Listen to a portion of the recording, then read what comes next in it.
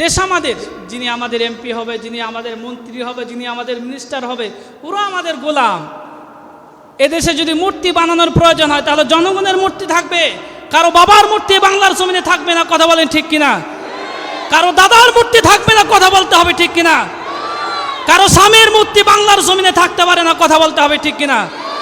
এদেশে যদি মূর্তি বানানোর প্রয়োজন হয়, আমাদের প্রিয় মুফাসসির, আমাদের কলিজার টুকরা, যিনি 50 বছর দেশ থেকে দেশান্তরে আল্লাহর কোরআনে তাফসির করেছেন, যার হাতে হাত রেখে হিন্দু কালিমা পড়ে মুসলমান হয়েছে, যার হাতে হাত রেখে বৌদ্ধ কালিমা পড়ে মুসলমান হয়েছে, ইহুদি কালিমা পড়ে মুসলমান হয়েছে, নাসারা কালিমা পড়ে মুসলমান হয়েছে, অসংখ্য অভদ্র মানুষগুলো ভালো মানুষে পরিণত হয়েছে, এমন একজন মানুষকে 13টি বছর জেলখানার অঙ্গ প্রকাশ্যে অন্যায়ভাবে নির্মম অত্যাচার করে জেলখানার ভিতরে ঢুকায় রাখা হয়েছে, কথা বলেন ঠিক কিনা? হাজার হাজার লক্ষ লক্ষ মাজলুমের চোখের পানি বৃথা যায় নাই। আল্লাহ পাক এই সূরাতুন নাসর কেন অবতীর্ণ করলেন? এই বিজয়ের মাস, আগস্ট মাস, এটা বিজয়ের মাস।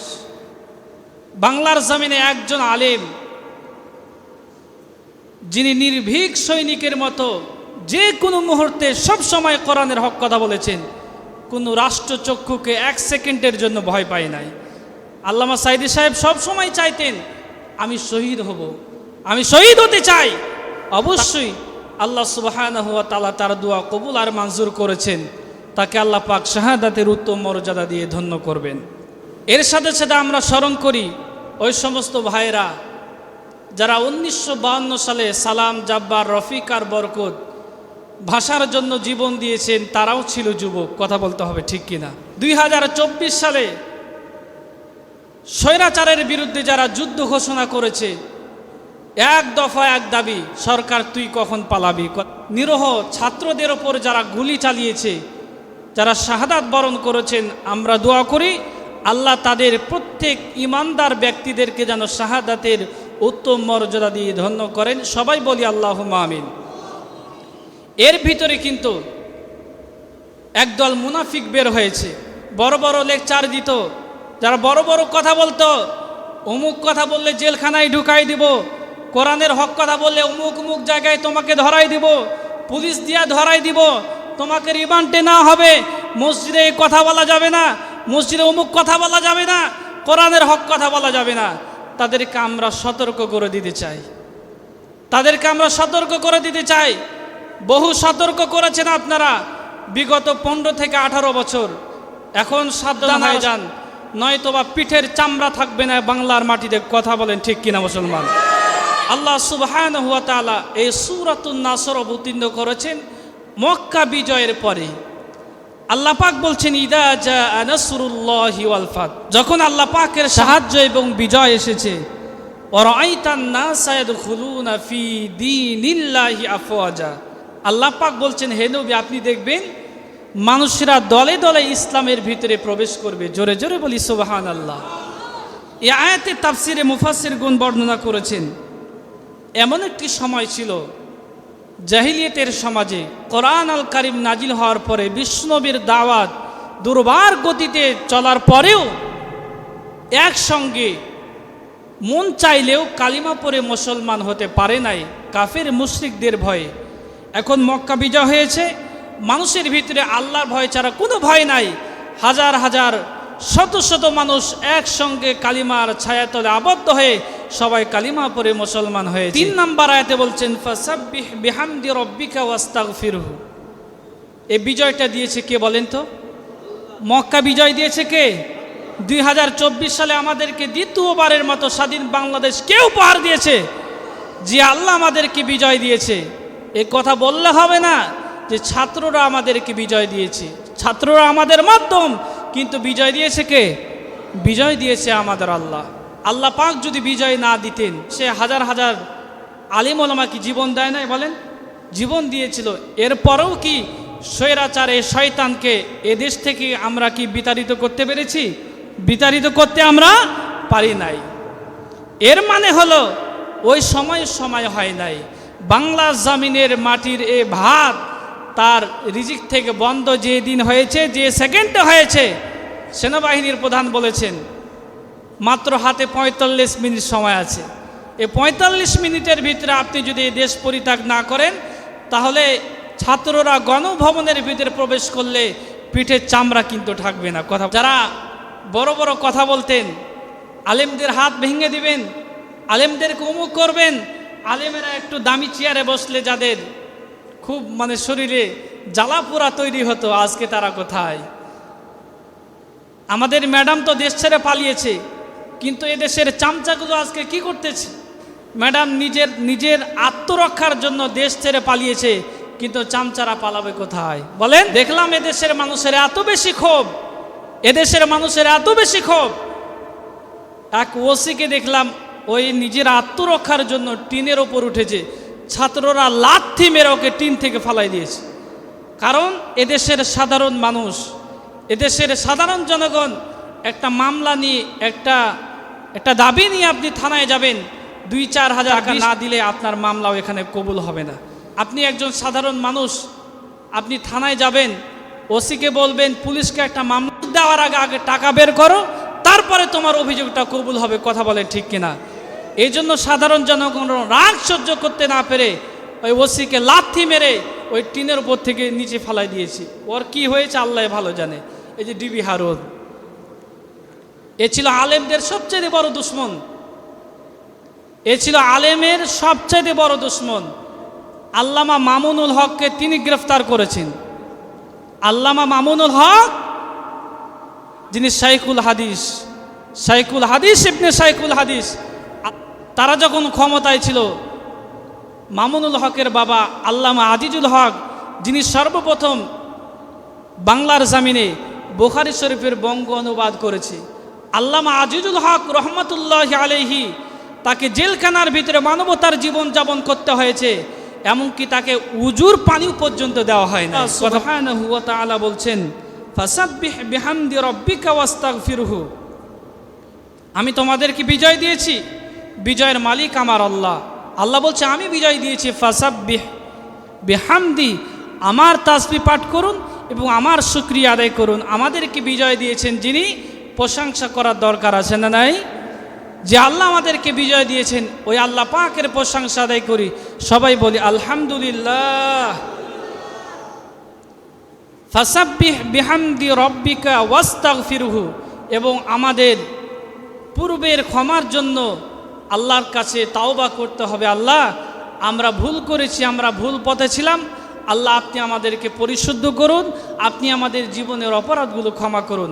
এভাবে যদি আমরা বিজয়ের পরে বিজয়ের মাসে আল্লাহর কাছে তাওবা করতে পারি, আল্লাহর প্রশংসা করতে পারি, আল্লাহ সুবহানাহু ওয়া তাআলা দীর্ঘ লম্বা সময়ের জন্য এই বিজয় আপনার আমার হাতে অবশ্যই তুলে দেবেন, এতে কোনো সন্দেহ নাই। বিশ্ব নবী রহমাতাল লিল আলামিন, মক্কাতে নবী ও নবীর সাহাবীরা কম কষ্ট করে নাই। ইতিহাস আমরা জানি, ইতিহাস আমরা শুনিয়েছি, ইতিহাস আমরা পড়েছি। হজরতে খাব্বাব, হজরতে খুবাইব, হজরতে আম্মার, হজরতে ইয়াসির, হজরতে সুমাইয়া, হজরতে মাজ, হজরতে মুআওয়াজ, নবীর সাহাবীরা কষ্ট কম করে নাই। হজরতে বেলাল রাদিয়াল্লাহু তাআলা আনহু উত্তপ্ত মরুভূমির উপর তাকে শোয়ানো হতো, যতক্ষণ পর্যন্ত জ্বলন্ত আঙ্গার জ্বলতো, বেলাল রাদিয়াল্লাহু তাআলা আনহুর রক্ত মাংসগুলো গলে গলে জ্বলন্ত আঙ্গার নিভে যেত। হজরতে খাব্বাব, হজরতে সুমাইয়া রাদিয়াল্লাহু তাআলা আনহু এই বিজয়ের জন্য, ইমানের জন্য, কোরআনের রাজ কায়েমের জন্য হজরতে সুমাইয়া রাদিয়াল্লাহু তাআলা আনহার লজ্জা স্থানে বর্ষা দিয়ে আঘাত করে করে হত্যা করেছে। ওই সময়ে ওই সমাজের একজন মানুষ মুসলমান আবু জেহেলের বিরুদ্ধে প্রতিবাদ করতে পারে নাই। আমি বারবার একটি কথাই জুমার মসজিদে বলেছি, সূরা রহমান অবতীর্ণ হওয়ার পরে নবীজি বলছেন কে পারবে সূরা রহমান প্রকাশ্যে কাবা শরীফের সামনে গিয়ে তেলাওয়াত করবে। নবীর একজন জলিলুল কদর সাহাবী, যিনি ছিলেন প্রতিবন্ধী সাহাবী, হজরতে আব্দুল্লাহ ইবনে মাসউদ রাদিয়াল্লাহু তাআলা আনহু, তার পাগুলো ছিল অত্যন্ত চিকন। হযরত আব্দুল্লাহ ইবনে মাসউদ বলছে, ইয়া রাসূলুল্লাহ, আপনি যদি অনুমতি দেন তাহলে আজকে আমি প্রকাশ্যে কাবার চত্বরে গিয়ে সূরা রহমান তেলাওয়াত করব। হযরত আব্দুল্লাহ ইবনে মাসউদ রাদিয়াল্লাহু তাআলা আনহু সূরা রহমান তেলাওয়াত করলেন। আবু জেহেলের নেতৃত্বে হযরত আব্দুল্লাহ ইবনে মাসউদকে এত মারা মেরেছে, হযরতে আব্দুল্লাহ ইবনে মাসউদের কানটা শেষ পর্যন্ত রক্তাক্ত করে দিয়েছে। এমনকি কিতাবের ভিতরে এসেছে হযরতে আব্দুল্লাহ ইবনে মাসউদের কানটা ছিঁড়ে দেওয়া হয়েছে। নবীজি ডাক দিয়ে বলে, আব্দুল্লাহ ইবনে মাসউদ রে, চিন্তার কোনো কারণ নাই। আল্লাহ সুবহানাহু ওয়া তাআলা মাজলুমদেরকে অবশ্যই বিজয় করবেন।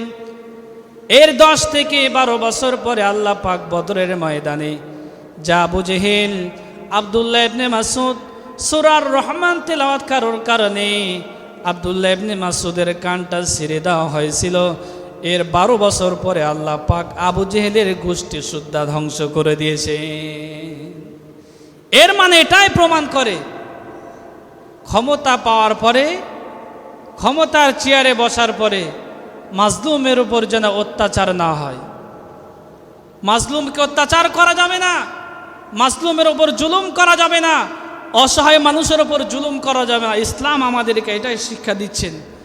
মক্কা বিজয়ের পরে আল্লাহ নবী সাল্লাল্লাহু আলাইহি ওয়াসাল্লাম ডাক দিয়ে বলেন, ও মক্কার মানুষেরা, তোমরা আমার কাছে কেমন ব্যবহার আশা করো? মক্কার মানুষেরা জবাব দিলেন, একজন উত্তম ভাই, একজন উত্তম ভাতা যেমন ব্যবহার করে ওই রূপ ব্যবহার আপনার কাছে আমি আশা করি। নবীজি ডাক দিয়ে বলেন, আজ তোমাদের প্রতি আমার কোনো ক্ষোভ নেই। আমি সেই কথাই স্মরণ করা দিতে চাই, হযরত ইউসুফ আলাইহিস সালাম তার ভাইদেরকে, ভাইরা অন্যায়ভাবে আমাকে হত্যা করার জন্য কূপের ভিতরে নিক্ষিপ্ত করেছে, আমাকে কূপের ভিতরে তারা নিক্ষিপ্ত করেছে। আল্লাহ পাক আমাকে এখান থেকে নিয়ে রাজ সিংহাসনে বসিয়েছে। আজ ভাইদের প্রতি আমার কোনো বিদ্বেষ নাই, আমার কোনো রাগ নাই, সাধারণ ক্ষমা ঘোষণা করে দিলাম। জোরে জোরে বলি সুবহানাল্লাহ। নবীজি ডাক দিয়ে বলতেছেন, ও মক্কাবাসী শুনো, قال لا تثريب عليكم اليوم يغفر الله لكم وهو أرحم الراحمين। قال لا تثريب عليكم اليوم, আজ তোমাদের উপর আমার কোনো বিদ্বেষ নাই, আমার কোনো ক্ষোভ নাই। লা তাসরিবা আলাইকুমুল ইয়াউম, আজ তোমাদেরকে আমি সাধারণ ক্ষমা ঘোষণা করে দিলাম।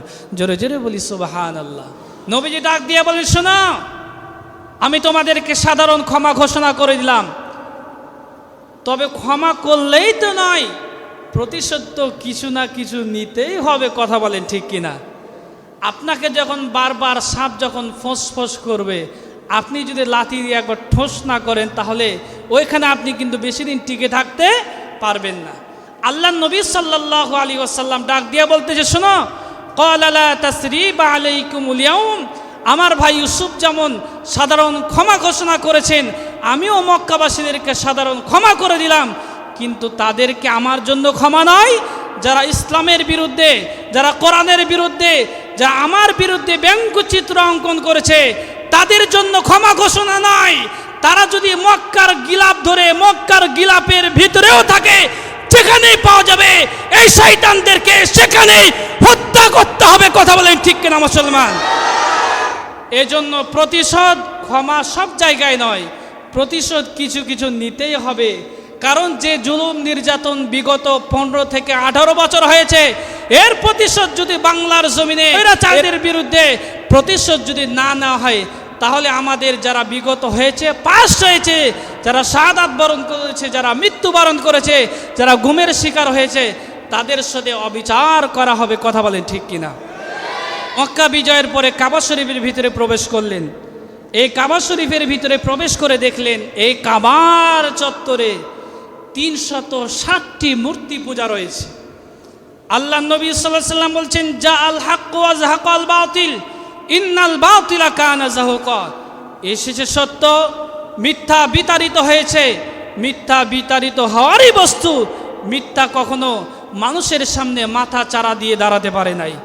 আল্লাহ নবী সাল্লাল্লাহু আলাইহি ওয়াসাল্লাম আবু সাঈদ খুদরি থেকে একটি হাদিস, মান রাআয়া মিনকুম মুনকারান ফালিয়ুগাইরহু বিয়াদিহি ফাইল্লাম ইয়াস্তাদি ফাবিলিসানিহি ফাইল্লাম ইয়াস্তাদি ফাবিকলবিহি ওয়া যালিকা আযআফুল ঈমান। যেমন জ্বর মাপার একটা যন্ত্র আছে না, আবহাওয়া মাপার একটা যন্ত্র আছে, এরপরে সূর্যের আলো কি পরিমাণ আছে এটা মাপার যেমন একটা যন্ত্র আছে, ইমান মাপারও একটা হাদিস আছে, যে হাদিসটি আপনাদের মাঝে আমি তেলাওয়াত করেছি। আল্লাহ নবী সাল্লাল্লাহু আলাইহি সাল্লাম বলছেন, মান রাআয়া মিনকুম মুনকারান ফালিয়ুগাইয়িরহু বিয়াদিহি, কারো সামনে যদি অন্যায় দেখা দেয় তাহলে তার যদি ক্ষমতা থাকে অবশ্যই হাত দ্বারা প্রতিহত করতে হবে। কথা বলেন ঠিক কিনা মুসলমান? চেয়ারম্যান মহোদয় কড়া ভাষায় প্রতিবাদ করেছিলেন, চৈতন্যপুরে আমি যতদিন চেয়ারম্যানের মসনাদে বসে আছি গান বাজনা চলবে না। কথা বলেন ঠিক কিনা ভাইরা আমার? চেয়ারম্যান মহোদয় কথা বলেছিলেন, এর জন্য গান বাজনা বন্ধ হয়েছে। আমরা চেয়ারম্যান মহোদয়কে আমরা ধন্যবাদ জানাতে চাই। যতদিন ক্ষমতার মসনাদে থাকবেন তিনি যেন হক, ন্যায়, কোরআন এবং ইনসাফের ওপর অবিচল থাকে, এটাই চেয়ারম্যান মহোদয়ের ওপর দাবি থাকবে আমাদের সাধারণ জনগণ হিসাবে। আল্লাহ নবী রাহমাতাল লিল আলামিন মক্কা বিজয়ের পরে কাবা শরীফের ভিতরে প্রবেশ করলেন। কাবা শরীফের ভিতরে প্রবেশ করে দেখলেন 360টি মূর্তি পূজা রয়েছে। এর ভিতরে হযরত ঈসা আলাইহিস সালামেরও একটা মূর্তি ছিল। ওই কাবার চত্বরে একটা কবুতরের মূর্তি ছিল। আল্লাহ নবী সাল্লাল্লাহু আলাইহি সাল্লাম ওই মূর্তি নবীজি নিজ হাতে ভেঙেছে। জোরে জোরে বলি সুবহানাল্লাহ। নবীজি বলছেন, জাল হক ওয়া যাহাকাল বাতিল ইন্নাল বাতিলা কানা যাহুকা। এই মূর্তি তো ভাঙা হয় নাই। আল্লাহ নবী সাল্লাল্লাহু আলাইহি সাল্লাম আঙ্গুল ইশারা করে দেখাচ্ছে দালালের বিশাল বিশাল মূর্তিগুলো এমনিতে ভেঙে চুরে চুরমার হয়ে বিষ্ণুনবীর পায়ের নিচে পদদলিত হয়েছে। কথা বলে ঠিক কিনা মুসলমান? সম্মানিত উপস্থিতি, মূর্তি ভাঙা ইতিহাস নতুন কোনো ইতিহাস নয়। আমাদের জাতির পিতা হযরতে ইব্রাহিম আলাইহিস সালাতু ওয়াস সালাম এই মূর্তি ভাঙা শিখিয়েছে। এটা ছিল 4500 বছর পূর্বের ইতিহাস। আল্লাহ নবী রাহমাতাল লিল আলামিন তিনিও মূর্তি ভেঙেছেন। এদেশের যুব সমাজও মূর্তি ভেঙেছে এবং মূর্তি ভাঙবে। মূর্তির সাথে মুসলমানদের কোনো সম্পর্ক থাকতে পারে না। যে এক্সপ্রেসের নাম ছিল বঙ্গবন্ধু এক্সপ্রেস, এদেশের যুব সমাজ ওই মূর্তি প্রসারিত করে ওই এক্সপ্রেসের নাম দিয়েছি জাতির পিতা হযরত ইব্রাহিম আলাইহিস সালাতু ওয়াস সালামের এক্সপ্রেস। এটা কি খুব বেশি খারাপ হয়েছে নাকি? এদেশ জনগণের। দেশ কাদের বলেন তো? দেশ আমাদের। আমরা যাকে প্রধান করব দেশের, যিনি আমাদের এমপি হবে, যিনি আমাদের মন্ত্রী হবে, যিনি আমাদের মিনিস্টার হবে, পুরো আমাদের গোলাম। এদেশে যদি মূর্তি বানানোর প্রয়োজন হয় তাহলে জনগণের মূর্তি থাকবে, কারো বাবার মূর্তি বাংলার জমিনে থাকবে না। কথা বলেন ঠিক কিনা? কারো দাদার মূর্তি থাকবে না। কথা বলতে হবে ঠিক কিনা? কারো স্বামীর মূর্তি বাংলার জমিনে থাকতে পারে না। কথা বলতে হবে ঠিক কিনা?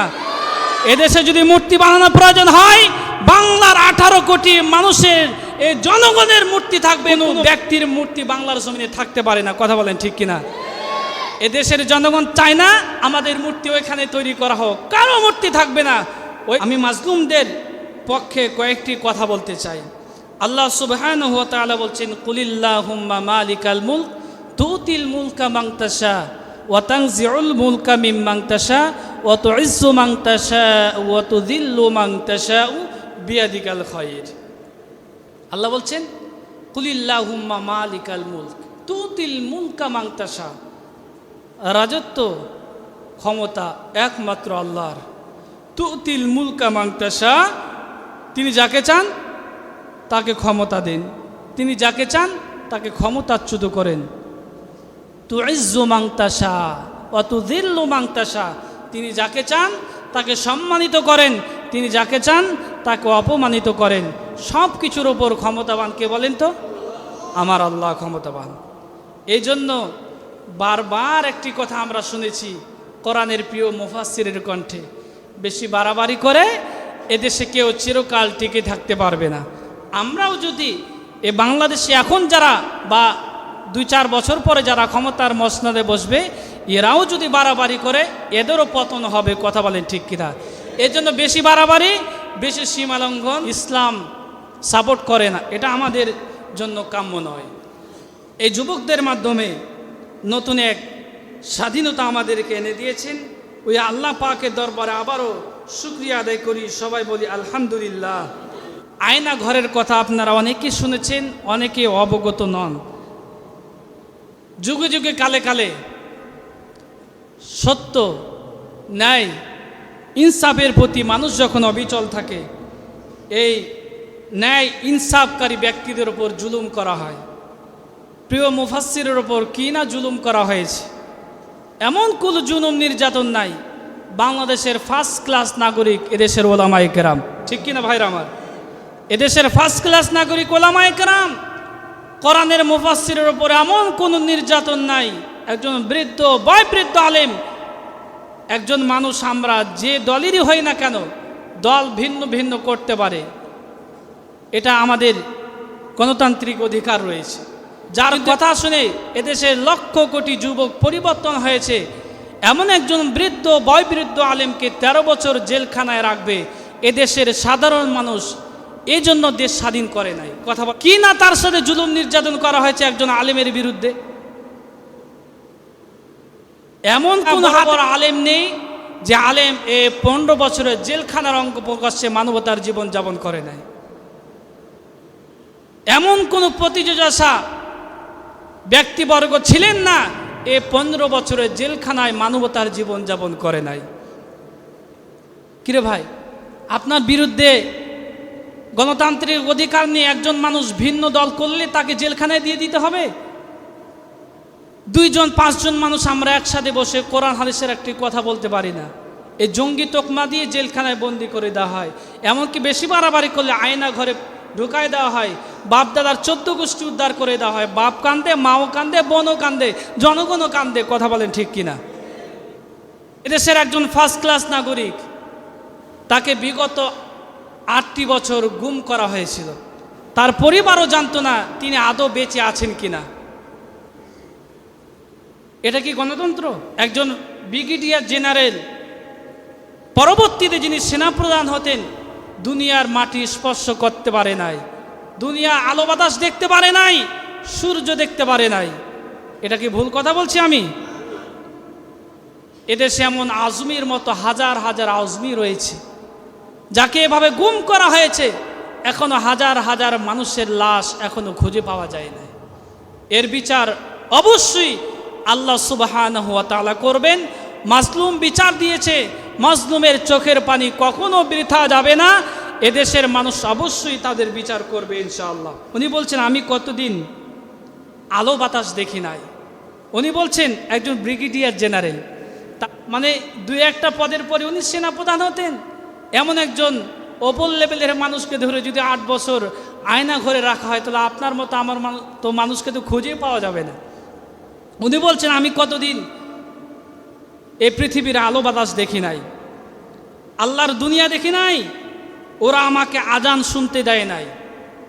শুধু এ পর্যন্ত শেষ নয়, আমার এই গামছাটা, তিনি একটা গামছা দেখায় বলছেন আমার এই গামছাটাতে আমি যে পরিমাণ চোখের পানি মুছেছি, ওই পানি জমাইলে একটা দিঘি বানানো যেত। উনি বলছেন আমার যে পরিমাণ চোখের পানি অশ্রু ঝরেছে তাহাজ্জুদের নামাজে বিগত 8 বছরে, ওই পরিমাণ পানি যদি জমা করে রাখা যেত তাহলে একটা দিঘি বানানো যেত। সুবহানাল্লাহ। তাহলে কি পরিমাণ নির্যাতনের শিকার তারা হয়েছে, কি পরিমাণ জুলুম নির্যাতনের শিকার তারা হয়েছে। 5 বছর আগে তার মাও মৃত্যুবরণ করেছে, উনি জানতেন না যে উনি, এই খবরও তাকে জানানো হয় নাই। তার পরিবারের মানুষও জানতো না তিনি আদৌ কি দুনিয়াতে বেঁচে আছে না মৃত্যুবরণ করেছে, কি হালতে আছে পৃথিবীর কোনো মানুষ জানতো না। উনি বলতেছে আমি তো এ কথা স্পষ্ট হয়ে গেছিলাম, আল্লাহ যদি আমাকে এখান থেকে মুক্ত না করেন তাহলে আমার মৃত্যু হয়তো বা এখানেই আয়না ঘরেই হয়ে যাবে।